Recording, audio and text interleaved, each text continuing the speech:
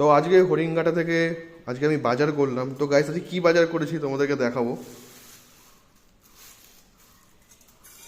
প্রথমে মা বের করছে প্লাস্টিক। তো দেখতেই পাচ্ছ ইলিশ মাছ।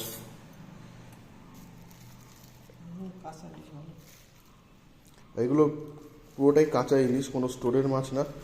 আর ইলিশ মাছ নিয়েছে হলো 400 টাকা করে কিলো। খুব বেশি বড় সাইজের ইলিশ না, মিডিয়াম সাইজের ইলিশ। কোয়ালিটি দেখতে পাচ্ছি ইলিশ মাছের।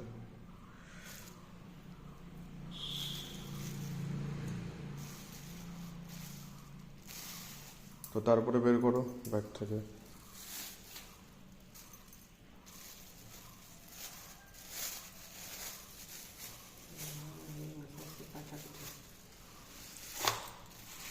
তো এখানে রয়েছে দেশি ট্যাংরা মাছ, যে ট্যাংরা আগে পাওয়া যেত, জ্যান্ত ট্যাংরা।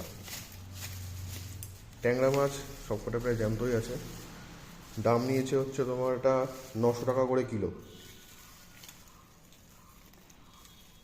নড়ছে এখনো।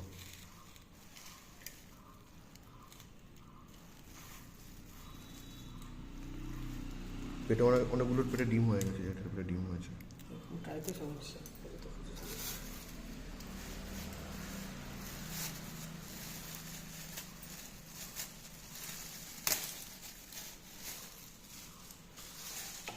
আর এখানে রয়েছে মাছের ডিম। মাছের ডিম নিয়েছে 150 টাকা করে কিলো।